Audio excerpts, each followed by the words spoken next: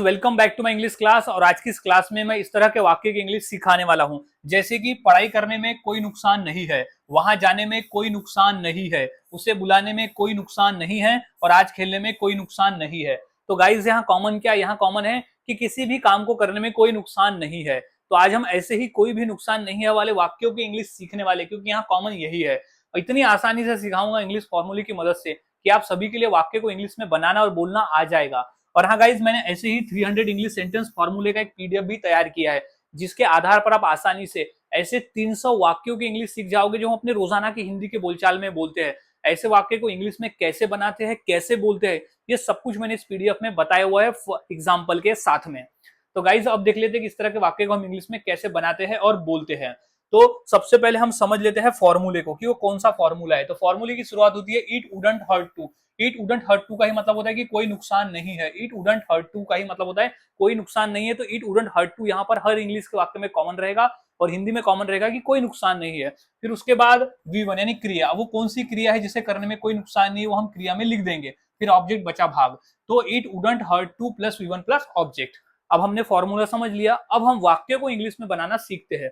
तो सबसे पहला वाक्य है पढ़ाई करने में कोई नुकसान नहीं है। तो सबसे पहले तो यही लिख देंगे कि it wouldn't hurt to. It wouldn't hurt to. It wouldn't hurt to. अब पढ़ाई करना को इंग्लिश में क्या कहते हैं, स्टडी। तो it wouldn't hurt to study, यानी पढ़ाई करने में कोई नुकसान नहीं है। नेक्स्ट है वहां जाने में कोई नुकसान नहीं है। तो क्या लिख देंगे, सबसे पहले हम लिख देंगे it wouldn't hurt to. It wouldn't hurt to यानी कोई नुकसान नहीं है। तो इट वुडंट हर्ट टू क्या करने में, वहां जाने में। तो टू गो देयर यानी वहां जाने में कोई नुकसान नहीं है। तो इस तरह से हम वाक्य को बनाते हैं। नेक्स्ट है उसे बुलाने में कोई नुकसान नहीं है। तो क्या लिख देंगे, सबसे पहले it wouldn't hurt to. It wouldn't hurt to यानी कोई नुकसान नहीं है। इट वुडंट हर्ट टू क्या करने में, उसे बुलाने में। तो टू कॉल हिम यानी उसे बुलाने में। तो गाइज इस तरह से हम वाक्य बनाते हैं और बोलते हैं। नेक्स्ट है कि आज खेलने में कोई नुकसान नहीं है। तो इसकी इंग्लिश क्या हो जाएगी, सबसे पहले लिख देंगे it wouldn't hurt to.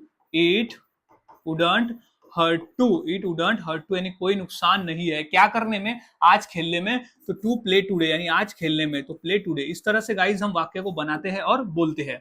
Next है बात करने में कोई नुकसान नहीं है। तो इंग्लिश, इसकी इंग्लिश क्या हो जाएगी, सबसे पहले हम लिख देंगे इट वुडंट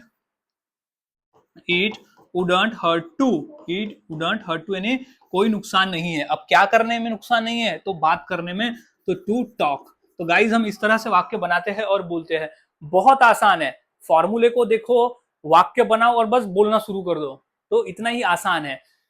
नेक्स्ट है पैसे बचाने में कोई नुकसान नहीं है। तो इसकी इंग्लिश क्या होगी, मुझे कमेंट सेक्शन में जरूर बताएं और प्रैक्टिस करें। आपके ऊपर है, जितना प्रैक्टिस करोगे उतनी आसानी से आप वाक्य को बनाना और बोलना सीख जाते हो। तो मिलता हूं गाइज ऐसे ही और नए फॉर्मूले के साथ अगली क्लास में।